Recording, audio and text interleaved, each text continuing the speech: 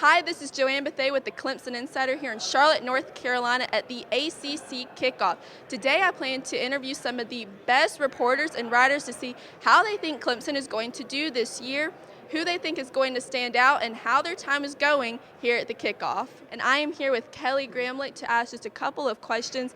Now, Kelly, what has your experience been like, yesterday and today here at the Kickoff? It's been awesome. I love this event every year, just kind of seeing people that you know, like Willard V, of course, or people that you don't see every year, some of the Triangle folks, some of the ACC Network folks, our big-time Clemson friend, McLean, who is now, ACC Network talent. But it's been great, and just to learn a little bit more about what you think about these teams, and then put faces to names, talk to these guys about their expectations and their goals for their squad. So it's been a good event. Now, last year, Clemson quite literally had a perfect season. So what do you expect from Clemson this year? It's hard to say you expect anything but that, and I think a lot of people here, even outside of the non-Clemson media, expect that as well. It's hard to remember a time where you had just a clear-cut ACC Atlantic favorite like Clemson, even more so than last year, where no one was really asking questions. Let's not forget that 2 years ago, after Clemson won the national title, Florida State was picked to win the ACC Atlantic. So we're in a completely different situation and era right now. It's truly Clemson and everyone else. And I think if you ask most of the media here, they'd say they expect 15-0. Oh yeah, we've heard that from some of the coaches when we asked them if there's a gap between Clemson and the rest of the ACC, and they said, well, there's a gap between Clemson and everybody right now. Well, Clemson, even with losing, that defensive front, still has the cream of the crop. Who do you expect to stand out this year? On the defensive line, or just in general? Just in general. In general. Well, what's interesting is at Clemson Media Day, which was a couple days ago, Dabo Swinney compared this year's offense to last year's defense. He feels really good about the starting point. They have experience and, of course, five-star talent almost every position. He feels really good about that offensive line. So everyone on the offensive side of the ball, I expect big things. I expect Jackson Carman to show up and fill that role left by Mitch Hyatt. Gage Cervenka is someone that Coach Swinney is very high on.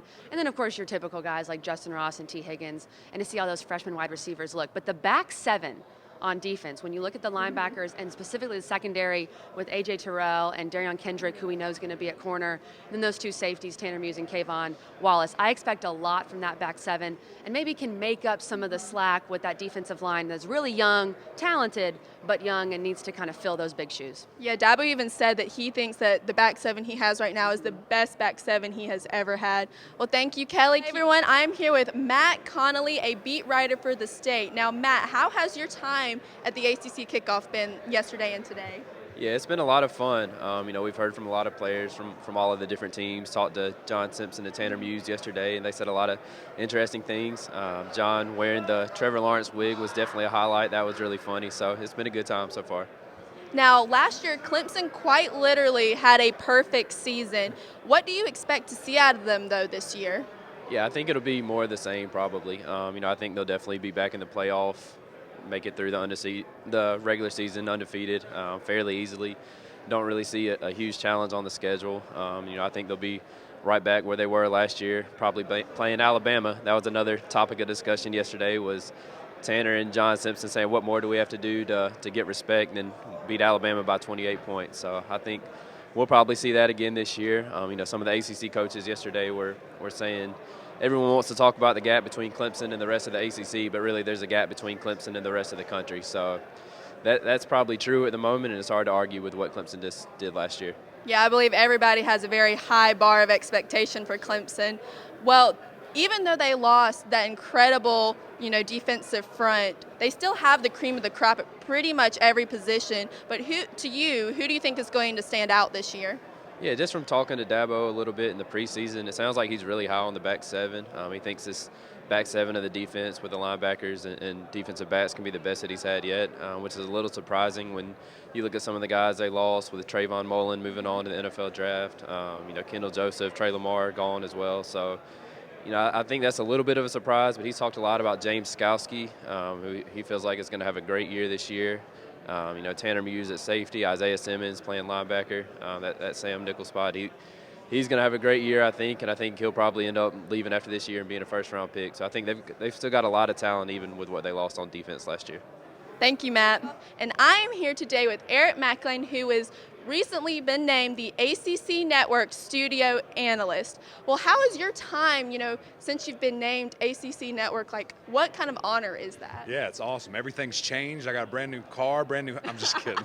It's awesome. It really is an honor just to be able to represent this great conference in another way now. Did it as a player, and now to be back as a studio analyst is a big deal, and it's really cool, and I'm very excited to get rolling. Now, last year, Clemson quite literally had a perfect season. Yep. So what can you expect from them this year? Yeah, I think there's going to be a lot of external pressure. Obviously, I think when you do something like that that's never been done in modern football, a lot of people are going to expect great things from you. And I think internally they're going to expect a lot from themselves as well. So when you look at who they have coming back, what they have coming back on offense, I think it's going to be a great season again for the Tigers. There's a lot of excitement and good things to be thinking about as the Clemson Tigers. Now, even though Clemson lost that amazing defensive front, they still have, the cream of the crop at pretty much every position. But to you, who do you think will stand out this year? I think when you look at that offense and what they have on that side of the ball, there's no doubt that that's going to be the focal point of the team, the highlight of the team. I mean, there's almost not enough footballs to go around to all the guys that they have. So it's going to be an interesting problem that you almost have too many skill guys to get involved. But, man, what a great problem to have. You have skill players all over the field, really expecting this wide receiver core to take another step. We know about Justin Ross. We know about T. Higgins. Amari Rogers hurt. Maybe he's coming back before the season. I think those two young freshmen are really going to rise to the top. And then you have some other seniors and juniors who have been there who now it's their turn. So I really am excited to see this young wide receiver core. Well, thank you, Eric. And I am here with Don Munson. Now, if you keep up with the Clemson Tigers really in any sort of fashion, you have heard about this man. He is the director of broadcasting at Clemson. Now, we are here at the ACC Kickoff. What do you enjoy most about this event? Probably just listen to everybody that's here. This is the one opportunity that I get throughout the year where you can listen to coaches, and not only coaches, but also players.